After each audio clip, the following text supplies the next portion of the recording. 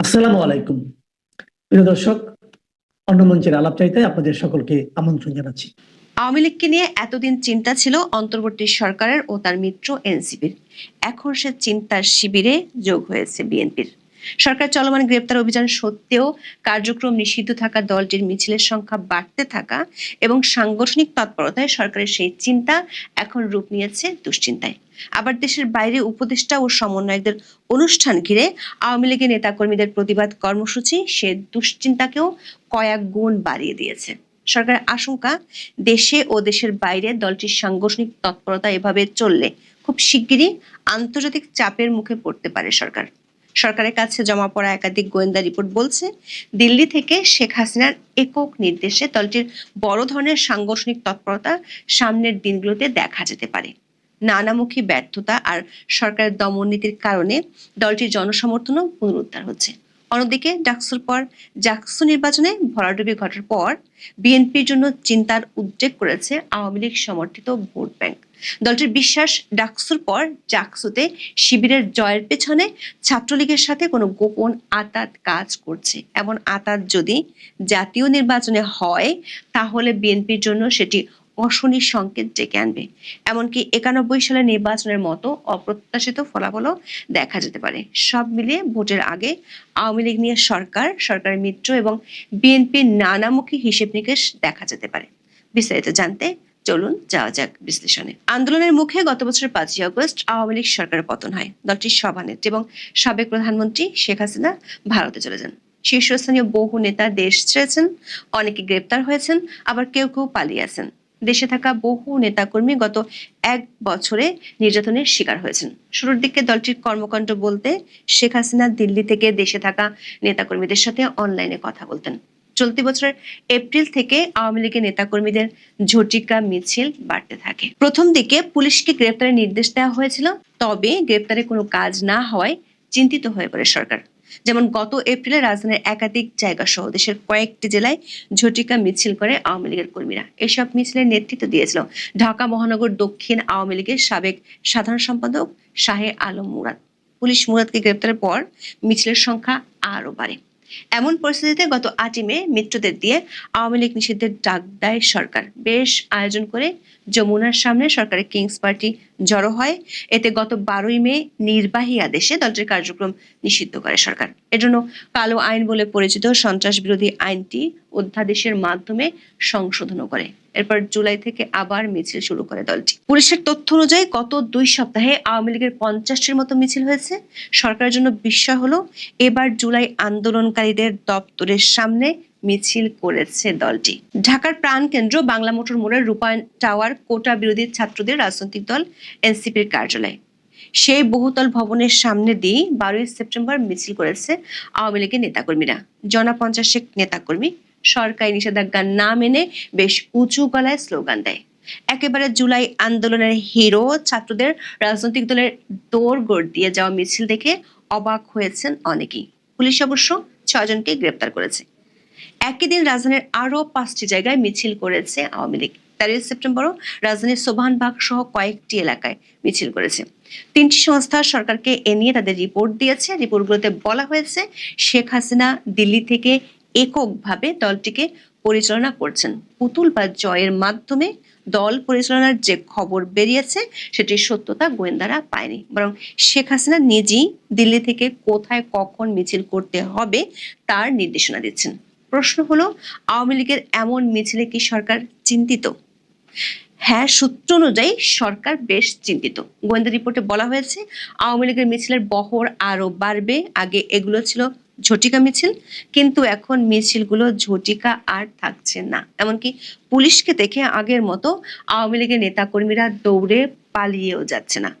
সরকারের দুশ্চিন্তা হলো, ঢাকার বাইরে স্থানীয় পর্যায়ে এ ধরনের মিছিলের সংখ্যা বাড়লে পরিস্থিতি সামাল দেওয়া কঠিন হবে। সরকারি সংস্থাগুলো বলছে, নির্বাহী আদেশে কার্যকরভাবে রাজনৈতিক কার্যক্রম বন্ধ করা যাচ্ছে না। সংস্থাগুলোর রিপোর্টে বলা হয়েছে, গত মাস দুয়েক ধরে আওয়ামী লীগের মিছিল হলে ফুটপাত বা আশেপাশে দাঁড়িয়ে থাকা মানুষজন হাততালি দেয়, উৎসাহ দেয়। সামাজিক মাধ্যমে ছড়িয়ে পড়া কয়েকটি ভিডিওতে এমন দৃশ্যের সত্যতা পাওয়া গেছে। মব সন্ত্রাস সহ প্রতিটি খাতে দুরবস্থার কারণে অধ্যাপক ইউনূস ও তার সরকারের পাততাড়ি গুটাতে চায় খোদ তার এক সময়কার শুভাকাঙ্ক্ষীরা। এমন পরিস্থিতিতে আওয়ামী লীগের মিছিলের প্রতি আগের মতো সাধারণ মানুষের বিরূপ ধারণা নেই, এমনটারই মত এসেছে গোয়েন্দা রিপোর্টে। আওয়ামী লীগের আরেকটি কার্যক্রম সরকার এই চিন্তাকে দুশ্চিন্তার দিকে ঠেলে দিচ্ছে। তথ্য উপদেষ্টা মাহফুজ আলম গিয়েছিলেন লন্ডনে। সেখানে একটি সেমিনার থেকে বের হয়ে যাওয়ার সময় তার উপর হামলার চেষ্টা করে আওয়ামী লীগের নেতাকর্মীরা। লন্ডনের সোয়াস ক্যাম্পাসের পেছনের রাস্তা দিয়ে হাই কমিশনের গাড়ি বের হলে গাড়ির উপর ডিম ছুঁড়ে মারে আওয়ামী লীগের নেতাকর্মীরা। এ সময় হাই কমিশনের কালো রঙের বিএমডব্লিউ গাড়ির সামনে শুয়ে পড়ার চেষ্টা করে তাদের কয়েকজন, কিন্তু পুলিশের হস্তক্ষেপে তাদের সে চেষ্টা ব্যর্থ হলেও তারা গাড়ির উপর ডিম নিক্ষেপ করে। এর আগে 26শে আগস্ট নিউ ইয়র্কেও তার উপর হামলার চেষ্টা হয়েছিল। গত বছরের নভেম্বরে আইন উপদেষ্টা ডক্টর আসিফ নজরুল সুইজারল্যান্ডে আওয়ামী লীগের কর্মীদের হাতে হেনস্থার শিকার হন। আবার 13ই সেপ্টেম্বর এনসিপির 3 নেতা জাপানে বিরোধের মুখে পড়েছিল। লন্ডনে হেনস্থার ঘটনার পর সরকারের পক্ষ থেকে আগের মতো কোনো প্রতিক্রিয়া দেখা যায়নি। এ নিয়ে ক্ষেপেছে সরকারের ঘনিষ্ঠ মিত্র এনসিপি। সংগঠনটির আহ্বায়ক এজন্য সরকারকে দোষও দিয়েছেন। আওয়ামী লীগের মিছিল আর মাহফুজের হেনস্থার ঘটনা নিয়ে সরকারের কয়েকজন উপদেষ্টা গত 2 দিনে নিজেদের মধ্যে আলাপ করেছেন। তারা মনে করেন এই ঘটনাটি বাংলাদেশের রাজনৈতিক সংঘাতকে দেশের বাইরে টেনে নিয়ে যাচ্ছে, যা একটি নতুন এবং উদ্বেগজনক প্রবণতা। একজন মন্ত্রীর পদমর্যাদার উপদেষ্টার উপর বিদেশে হামলার ঘটনা শুধু তার ব্যক্তিগত নিরাপত্তার জন্যই নয়, বরং বাংলাদেশের রাজনৈতিক সংঘাতের আন্তর্জাতিকরণের একটি দৃষ্টান্ত বটে। এটি বিদেশে অবস্থানরত রাজনৈতিক ব্যক্তি এবং বাংলাদেশের ভাবমূর্তির জন্য একটি নতুন নিরাপত্তার ঝুঁকি তৈরি করেছে। এদিকে আইন শৃঙ্খলা সংক্রান্ত সরকারের কোর কমিটির সদস্যরা আওয়ামী লীগ নিয়ে গোয়েন্দা রিপোর্ট পাওয়ার পর বেশ চিন্তিত। সরকারের 2 জন উপদেষ্টা মনে করেন, ঢালাও গ্রেপ্তার সরকার অনেক করেছে। পুলিশ গত 2 সপ্তাহে 150 জনকে গ্রেপ্তার করেছে, কিন্তু কাজ হচ্ছে না। উল্টো মিছিলের সংখ্যা বাড়ছে। ঢাকার মন্ত্রীপাড়া ছাড়া আর সব এলাকায় দলটি এরই মধ্যে মিছিল করে ফেলেছে। আবার বিদেশের সরকারের উপদেষ্টারা অনুষ্ঠানে গেলে যে প্রতিক্রিয়া দেখা যাচ্ছে, সেটিতে সরকারের ভাবমূর্তি প্রশ্নের মুখে পড়ছে। এমনিতে নির্বাহী আদেশে আওয়ামী লীগকে নিষিদ্ধের বিষয়টি নিয়ে বিদেশি শক্তিগুলো নাকশ। এর মধ্যে আওয়ামী লীগের পক্ষে লন্ডনের ডাউটি স্ট্রিট জাতিসংঘের কাছে আপিল করেছে। সেটির খবর জাতিসংঘের তরফে সরকারের কাছেও এসেছে। সরকারের কাছে খবর হলো আওয়ামী লীগ এবার আরো একটি লবিস্ট ফার্ম নিয়োগ করতে যাচ্ছে। সেই ফার্মটি মার্কিন প্রেসিডেন্টের ঘনিষ্ঠজনদের। ফলে আওয়ামী লীগকে নিষিদ্ধের ইস্যুটি শুধু দেশে নয়, বিদেশেও চাপ তৈরি করছে সরকারের জন্য। আন্তর্জাতিক চাপ সামাল দিতেই সরকার আওয়ামী লীগকে পুরোপুরি নিষিদ্ধ করেছিল কার্যক্রম নিষিদ্ধ। কিন্তু যে হারে দলটি নেতা কর্মীদের গ্রেপ্তার করা হচ্ছে, তাতে আন্তর্জাতিক মহলে উল্টো বার্তা যাচ্ছে। সরকারের লক্ষ্য ছিল আন্তর্জাতিক সম্প্রদায়ের কাছে বার্তা দেয়া যে আওয়ামী লীগের কার্যক্রম নিষিদ্ধ কোনো রাজনৈতিক দমন ছিল না, বরং এটি ছিল আইনি প্রক্রিয়ার একটি অংশ। সে চেষ্টাও বিফলে গেছে। মঞ্চ 71-এর অনুষ্ঠানকে ঘিরে মব সন্ত্রাস এবং তারপর সরকারের কর্মকাণ্ডে যারা মব সন্ত্রাস করেছিল, সরকার তাদের ধরেনি। উল্টো মুক্তিযুদ্ধের পক্ষে কথা বলার জন্য সরকার মুক্তিযোদ্ধা, সাংবাদিক ও বিশ্ববিদ্যালয়ের শিক্ষককে গ্রেপ্তার করেছিল। এমনকি পরে একই মামলায় সাবেক 2 সচিব আবু আলম শহীদ খান এবং ভূঁইয়া মোহাম্মদ শফিকুল ইসলামকে গ্রেপ্তার করে। মানবাধিকারের কথা বলার সরকার সন্ত্রাস দমন আইনকে ব্যবহার করছে যাতে জামিন না পায়। এই ঘটনায় সরকারের বিদেশি মিত্র আন্তর্জাতিক মানবাধিকার সংস্থাগুলোর কাছে একটি বিরূপ বার্তা গেছে। দমন পীড়নের মাধ্যমে সরকার যে ভিন্ন মতের মানুষের প্রতি অন্যায় আচরণ করছে, সেটি এরই মধ্যে পরিষ্কার হয়ে গেছে। অধ্যাপক ইউনূসের মন খুলে সমালোচনা করার সেই উক্তি যে শুধু একটি কথার কথা, তা খোলাসা হয়ে গিয়েছে। দর্শক, আওয়ামী লীগকে নিয়ে এতদিন চিন্তা ছিল সরকারের। খবর হলো ডাকসু ও জাকসু নির্বাচনের পর আওয়ামী লীগ নিয়ে চিন্তা বেড়েছে বিএনপির। ডাকসুর পর জাকসুতে বিএনপির ছাত্র সংগঠন ছাত্রদলের ভয়ানক অপ্রত্যাশিত ভরাডুবি ঘটেছে। বিএনপির বিশ্বাস, 2টি ছাত্র সংসদ নির্বাচনে ছাত্রলীগ শিবিরকে ভোট দিয়েছে। বিএনপির কয়েকজন সিনিয়র নেতা ডাকসুর পর এমন অভিযোগও করেছেন। খোদ সরকারের উচ্চ পর্যায়ের কাছে শিবিরের 2টি বড় জয় ব্যাপক বিস্ময়ের। সরকারের মধ্যে থাকা বিএনপির অংশটি এ নিয়ে বেশ চিন্তিত। বিএনপির আশঙ্কা এরপর চাকসু ও রাকসুতে একই ধরনের ঘটনা ঘটতে পারে, কারণ জাহাঙ্গীরনগরের চেয়ে চট্টগ্রাম ও রাজশাহী বিশ্ববিদ্যালয়ে শিবিরের অবস্থা আরো ভালো। বিএনপির সিনিয়র নেতাদের ভয় হলো সামনের জাতীয় সংসদ নির্বাচনে জামাত যদি গোপনে আওয়ামী লীগের সমর্থন পায় তাহলে সেটি হবে বিএনপির জন্য সবচেয়ে বড় হুমকি। বিএনপির একজন সিনিয়র নেতা যিনি 1991 সাল থেকে নির্বাচনে লড়ছেন, তিনি বলেছেন 1991 সালের নির্বাচনে আওয়ামী লীগকে ঠেকাতে জামাত ইসলামী বিএনপিকে ভোট দিয়েছিল। এবার যদি কার্যক্রম নিষিদ্ধ থাকা আওয়ামী লীগের ভোটগুলো বিএনপির বিরোধী বাক্সে পড়ে তাহলে বিএনপির পরিণতি 91 আওয়ামী লীগের মতো হলে বিস্ময়ের কিছু থাকবে না। দর্শক, রাজনীতিতে শেষ কথা বলে কিছু নেই। সবকিছু মিলে বাংলাদেশের ভবিষ্যৎ এখন একটি অনিশ্চিত এবং উত্তপ্ত পরিস্থিতির দিকে এগোচ্ছে। দর্শক, আমাদের অবিভক্ত ভারতবর্ষ যখন ছিল তখন 596 জন বিভিন্ন প্রদেশে 596টা রাজা ছিল। তো ব্রিটিশরা যখন এলো, আসার পরে তারা তো একটা ক্ষুদ্র সংখ্যক ছিল, দেশীয় কিছু মানুষ নিয়ে আর ইংরেজের কিছু সৈনিক নিয়ে তারা একটা সৈন্যদল গঠন করলো। তার প্রশ্নটা হলো ধীরে ধীরে ধীরে ধীরে তারা এই পুরো ভারতবর্ষটাকে দখল করলো কি করে?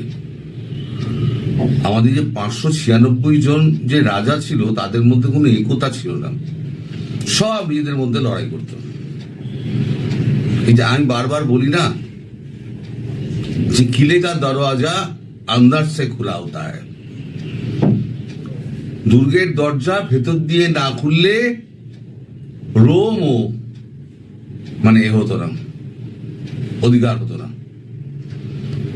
আজকে এই প্রসঙ্গ এই কারণেই আনছি যে আমি বরাবর যেটা বলে থাকি তাতে আমি অনেক সমালোচিত হয়েছি যে আওয়ামী লীগের মধ্যে আওয়ামী লীগের শত্রু লুকিয়ে আছে।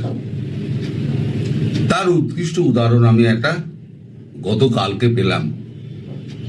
শেখ শামসুল নাহার, এক মহিলা, তিনি জুলাই আগস্টে মানে কুত্তার দল ছাগলের দল যা পেরেছেন আওয়ামী লীগকে সমস্ত কিছু বলেছেন। সেটা আমি তখন বলেছিলাম একজন মহিলা হিসেবে তার মুখ থেকে কি করে এই সমস্ত কথা বেরোয়। গতকালকে আমি স্তম্ভিত হয়ে গেলাম যে আওয়ামী লীগের পেজ থেকে লাইভ হচ্ছে এবং সেই মহিলা সেখানে বসে ডাকসু নির্বাচন নিয়ে কথা বলছেন।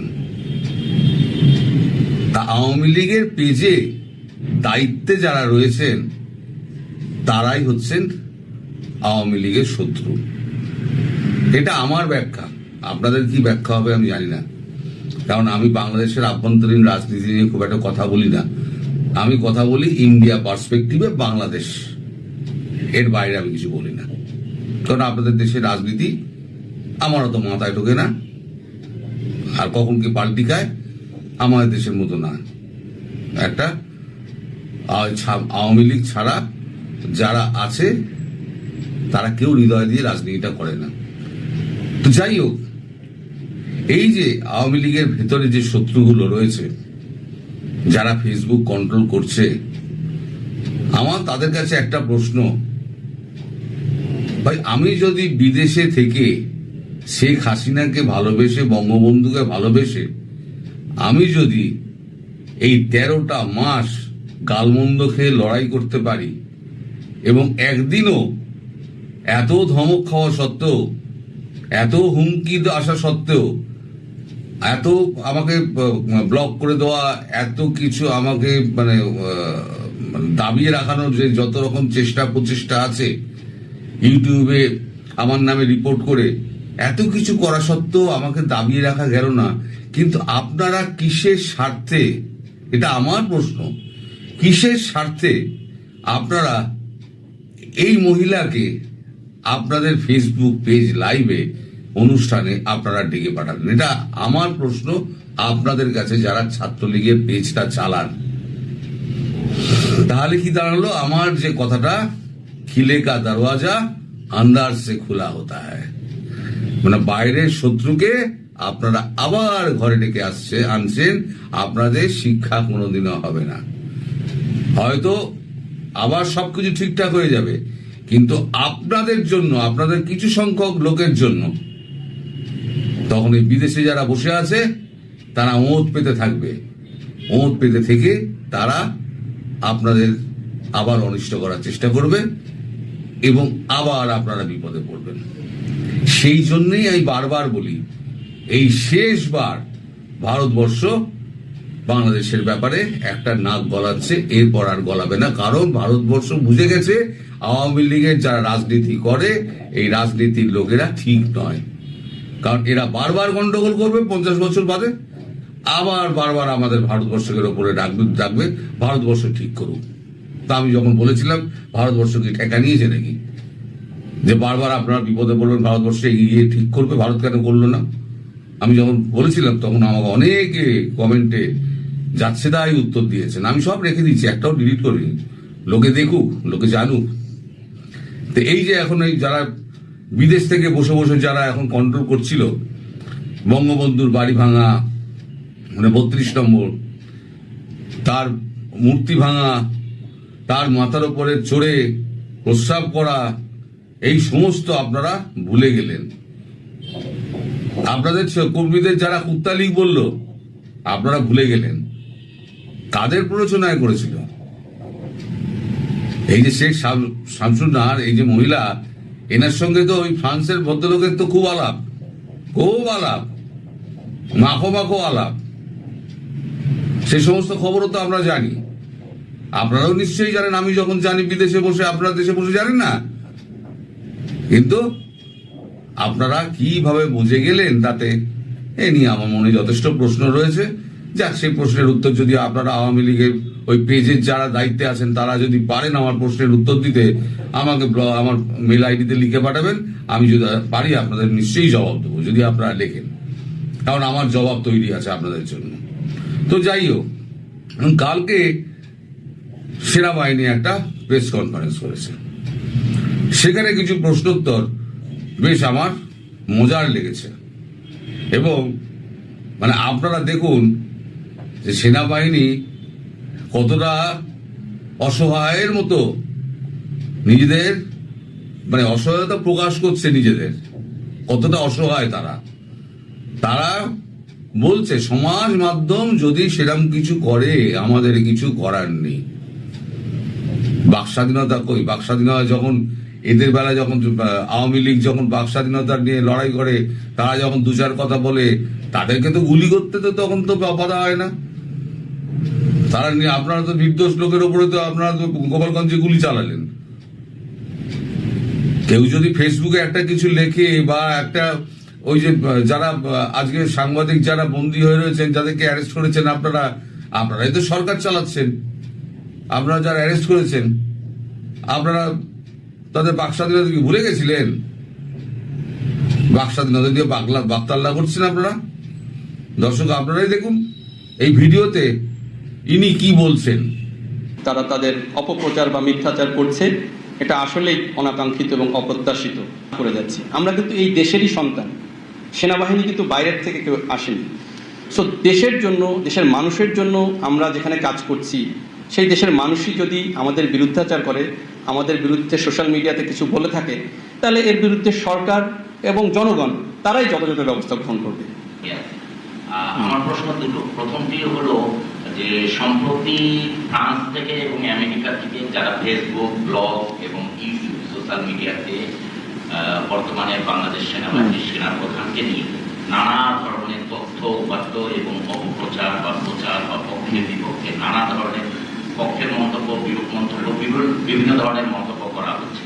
এর পাশাপাশি সম্প্রতি এনসিপির একজন নেতা বা কিছু নেতা বাংলাদেশ সেনাবাহিনী নিয়ে সোশ্যাল মিডিয়াতে সেনাবাহিনীর বিভিন্ন অর্গান নিয়ে বিরূপ মন্তব্য করছে। সে বিষয়ে বাংলাদেশ সেনাবাহিনীর পক্ষ থেকে কোনো ধরনের ব্যাখ্যা আছে কি, কোনো ইনিশিয়েট আছে কিনা, বা কি ধরনের আপনাদের মেসেজ আছে সেটি জনগণকে জানাবেন। আপনি প্রথমে যে প্রশ্নটি করেছেন, দেখুন সোশ্যাল মিডিয়াতে অনেক কিছু বলছে, মিস ইনফরমেশন, ডিসইনফরমেশন, মিথ্যাচার, প্রোপাগান্ডা করছে। এটা নিতান্তই কোনো স্বার্থান্বেষী মহলের তারা তাদের অপপ্রচার বা মিথ্যাচার করছে। এটা আসলেই অনাকাঙ্ক্ষিত এবং অপ্রত্যাশিত এবং আমাদের জন্য এম্বারাসিং।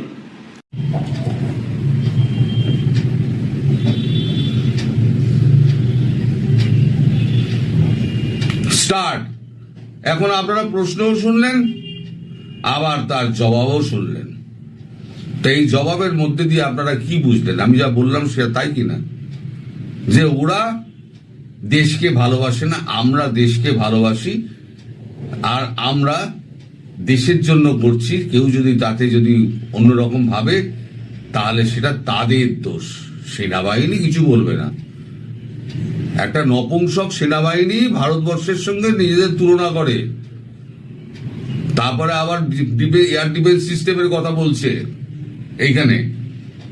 আরে এয়ার ডিফেন্স সিস্টেম আর রকেট লঞ্চার আর এমনি হয় না, এ বছরের পর বছর ধরে এটা প্রতিনিয়ত কাজ হয়, একটা চলমান কাজ। ভারতবর্ষ সেটা গত 14-15 বছর ধরে করে এসছে, সেটাকে আপনারা 6 মাসে করে ফেলবেন? কোনোদিনও হবে না। আর তার জন্য দরকার হচ্ছে রেস্ট। সেই রেস্ট কি আপনাদের আছে সেটা ভেবে দেখুন। এমনি তো দেউলিয়া অবস্থা। ভারতবর্ষে গালাগাল করতে পারলে আর ছাড়েন না, এদিকে ভারতবর্ষ ছাড়া চলবেও না। ভারতবর্ষই সব বন্ধ করে দেয়। এই তো এইবার 2026-এ আপনার জল চুক্তি আছে, নবায়ন হবে বলে মনে হয় না। যা হলো ওই ইন্দাস ওয়াটার ট্রিটির ব্যাপারে যেরকম হয়েছিল না, ওইরকম হবে। যারা এই বড় বড় বাকতাল্লা করছেন না ওই ফ্রান্সে বসে আর আমেরিকায় বসে, তাদেরকে দেখবো। আরে এখন তো আপনাদের সরকার, তাহলে নির্ভয় আসছেন না কেন? দেশে আসছেন না কেন? ওখানে বসে জল মাপছেন? আরো কিছুদিন দেখা যাক, কারণ আপনারা বুঝতে পারছেন পরিস্থিতি খুব একটা ভালো নয়, ঘোলাটে। তাই আপনারা দেশে আসছেন না, আপনারা ওখানে বসে মোদির পিন্ডি চটকাচ্ছেন, শেখ হাসিনার পিন্ডি চটকাচ্ছেন। ক্ষমতা থাকলে দেশে এসে বুক ঠুকে দাঁড়ান। হ্যাঁ, আমরাও রাজনীতি করেছি, অনলাইন রাজনীতি করেছি, এখন মাঠে রাজনীতি করতে এসেছি। এখন ফালতু বকবেন না, আমরা ফালতু বকি না ভারতবাসীরা। আপনারা আমাদের ভীতু বলুন আর যাই বলুন, আমাদের মতো দেশপ্রেমিক হতে গেলে আপনাদের 7 জন্ম তপস্যা করতে হবে।